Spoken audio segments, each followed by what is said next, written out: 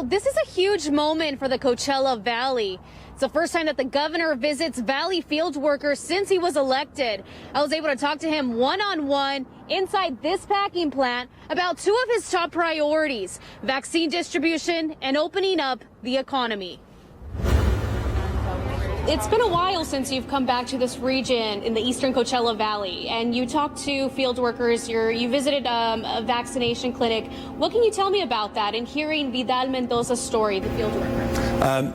First of all, there's tremendous emotion behind every one of these stories, and the emotion is only attached or reinforced by the relief. That farm worker came up and he said, "I felt like Superman after getting just the first dose of the vaccine.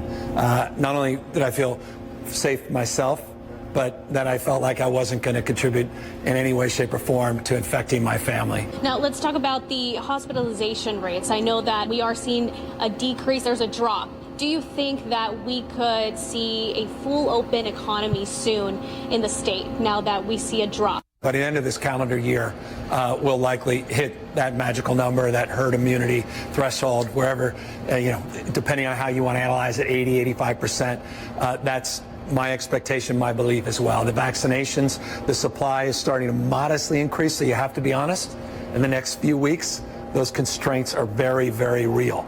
March is going to be challenging, April a little bit better, but May, June, July, vaccinations begin to really allow us to open up. And I also want to know your push on vaccinating all of California, because you did change the system. Now it's an age system. Was that effective? Do you think that was effective? Is that going to work? 75% of the deaths since the beginning of this pandemic are people 65 and over. If we're going to address the death rate, we have to address that most vulnerable population. And so one of the first changes we made, first augmentation a number of weeks ago, was not just healthcare workers, but we added everybody 65 and over. Now, Governor Newsom's visit comes as the fight to recall him intensifies. Some of Newsom's opponents were outside today protesting his handling of the pandemic. Our Olivia Sandusky has more on the recall effort underway in California and what local protesters had to say. Olivia? Regina, right where I'm standing outside of the fences here at the Seaview packing plant, that's where we saw those protesters gathered today. It was peaceful. They had signs, they were chanting, but they were calling for the governor to be removed from office. That was a topic, though, the governor didn't want to touch today. Every job matters. Protesters unhappy with Governor Newsom gather outside of his press conference in Coachella. Freedom of speech, you use it. Don't let them take it away from you. The group's main message: end the lockdown and recall the governor. I'd love people to be able to live free in our beautiful country. Their platform aligns with the petition seeking to remove Governor Newsom from office.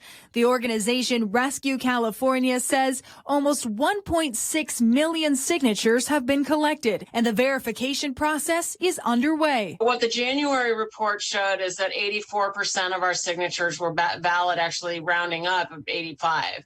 So that's where we need to be. Wednesday morning, NBC Palm Springs asked Governor Newsom directly about the petition. However, he ignored the question. How do you feel about the recall? There's groups here also who have been, arguing, opposing your position. So how do you feel about that? I'm really proud of the progress we've made on vaccinations, almost 200,000 a day. But even without a response from the governor, the Rescue California group says the opposition voiced by the White House tells them he's taking it seriously. He is clearly responding to the threat of the recall. It's kind of early to call in the big guns, but he did it.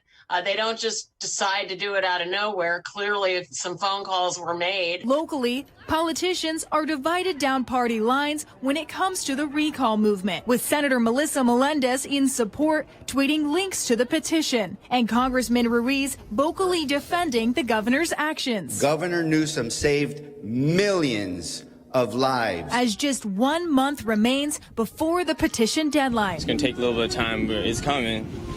Mark my words.